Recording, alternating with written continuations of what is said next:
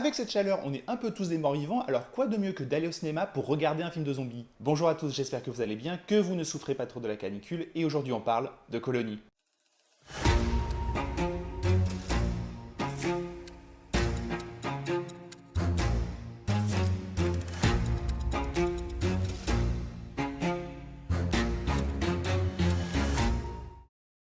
En 2016 sort Dernier train pour Busan, un film qui va rapidement devenir un petit phénomène. Un film d'infectés se passant dans un train, bravo vous êtes fort, et dans lequel une survivant essaye d'atteindre Busan, dernier bastion de l'humanité. Et un film que j'avais trouvé bien, mais pas incroyable. Certes, ça faisait très bien le café, surtout au début avec ces infectés qui sont particulièrement rapides et vivaces, mais ça ne révolutionnait rien non plus, les personnages n'étaient pas si attachants, et ça sombrait même dans un sacré pathos à la fin. Quoi qu'il en soit, le métrage coréen a propulsé son réalisateur Yong Sang-ho sur le devant de la scène, et en a fait une figure à suivre dans le domaine du cinéma horrifique grand public. Il tentera d'ailleurs de capitaliser sur ce succès avec une suite plus ou moins officielle, même nom de mes différents personnages, Peninsula. Un film qui, on peut le reconnaître, tentait d'avoir une autre ambiance, un peu plus Mad Max, un autre ton un peu plus over the top et un peu plus grand guignol, mais l'ensemble était quand même vachement moins maîtrisé, on perdait vraiment le côté horrifique, les personnages étaient moins attachants, et j'ai le souvenir de VFX franchement moche. C'est peu dire que son retour était assez attendu au tournant, d'autant plus que les images de sa bande-annonce donnaient franchement envie. Qu'est-ce que vaut donc Colony ?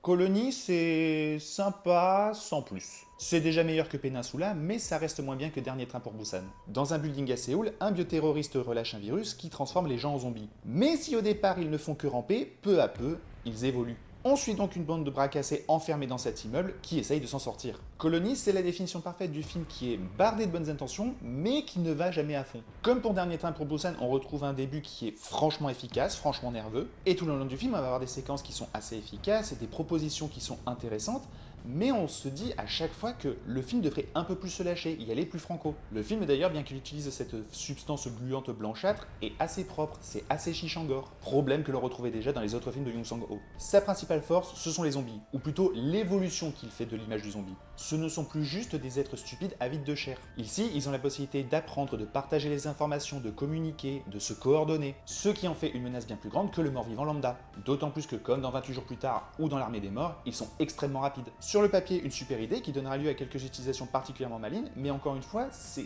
trop éparpillé dans le film. Il y a vraiment cette idée que le réalisateur va nous dire à un moment « Non mais mes zombies sont capables de ça », tu te dis « Ah ok, et pourquoi ils l'ont pas fait avant ? Et surtout pourquoi ils le referont pas après ?» On a vraiment cette sensation que leur intelligence varie selon les besoins du scénario. Et c'est même d'autant plus dommage quand dans la seconde moitié, ils ne seront plus que des faire-valoir. Même ce côté amalgame promis par les trailers qui était ultra prometteur, c'est sous-utilisé. C'est tout au plus 2 ou 3 fois dans tout le film. Et ça, c'est franchement dommage parce que c'est la partie du film qui m'intéressait le plus, de voir comment il allait réinventer donc le zombie et lui donner cette capacité de se mouvoir beaucoup plus comme des contorsionnistes, comme des danseurs. C'est quand même dommage de l'avoir autant mis en avant dans la promotion quand la seule scène qui le met vraiment en valeur est dans le trailer. L'un des plus gros problèmes de Colony, c'est que c'est un film d'1h40 qui dure 2 heures. Il aurait gagné à être resserré, à avoir un rythme plus soutenu, et les scènes que l'on trouvait éparpillées auraient été rapprochées. Il y a par exemple tout un arc à l'extérieur du building avec le gouvernement qui essaye de gérer la situation, qui aurait pu être facilement supprimé. Et je dis ça même s'il y a une de mes séquences préférées, une scène assez tendue et bien foutue avec des singes. Et cette durée beaucoup trop longue découle du souci majeur du film. Il se prend beaucoup trop au sérieux. C'est un film qui va avoir un ton grave, qui va avoir des thématiques profondes sur lesquelles on va revenir. Il tient vraiment à tenir des grands discours, à développer sa mythologie, quand bien même elle est basique, notamment du côté de son antagoniste. Le film s'ouvre sur celui-ci qui téléphone à la police pour indiquer qu'il est sur le point de commettre un attentat terroriste. Et pendant 90% du long métrage, il va se contenter de jouer les barges de service, se satisfaisant du chaos qu'il a engendré. Mais dans les 10% restants, on va insérer au chausse-pied une backstory franchement pas intéressante dont on se fout et qui essaye de donner une profondeur à un personnage qui n'en a jamais eu. Son côté exagéré et tout moche pourrait en agacer certains, mais c'est cohérent avec ce qui pourrait être juste une très bonne bisserie, d'autant plus avec les capacités qu'il va développer au cours du récit. Le scénario de base de Colony est assez idiot, et quand je dis ça, c'est dans le bon sens du terme.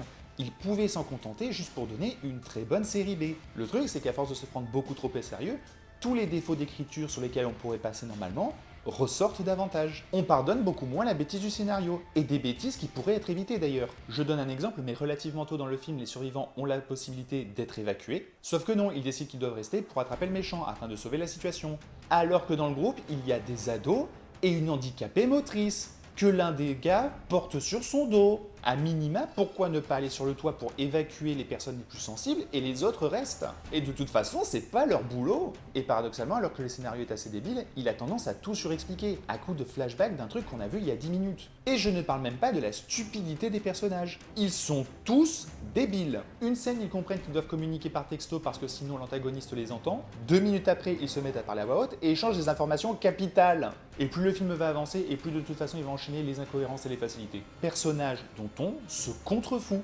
Ils sont beaucoup trop nombreux et aucun n'est correctement caractérisé. Le grand méchant est celui qui s'en sort le mieux, il est barge, point. L'héroïne est présentée comme une emmerdeuse pas très sympathique et qui n'aime pas les gens avant de virer grande sauveuse et leader de tout le groupe. Et ce, dès le début de l'attaque zombie. Il n'y a pas de grand arc pour qu'elle se rende compte que l'humanité est importante, blablabla. La seule à avoir un cerveau aussi d'ailleurs. En plus, c'est dommage parce que j'aimais bien la dynamique qu'elle avait avec son ex-mari. La raison pour laquelle elle se retrouvait au building, c'était parce qu'il allait l'aider à passer un entretien d'embauche. Un autre protagoniste, je n'ai retenu aucun prénom, c'est pour vous dire à quel point je m'en cogne deux. Gardien de sécurité aura un arc incompréhensible juste pour forcer des enjeux. Les autres font de la figuration et ont 2 lignes de dialogue. Ils ne servent à rien, ils ne servent pas les thématiques, ils sont même pas un minimum attachants, ils sont juste là pour se faire bouffer. Petite anecdote pour vous montrer à quel point, c'est en écrivant les grandes lignes de ma critique que je me suis rendu compte qu'un des personnages avait purement disparu du récit et que je m'en suis pas rendu compte durant mon visionnage. Le spectateur n'a aucune accroche émotionnelle. Alors reste la partie action.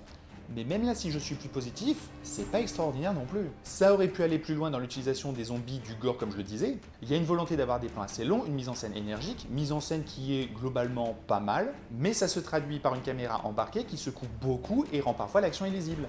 Surtout quand elle est proche des corps. Scénario pas ouf, personnage complètement débile, action moyenne.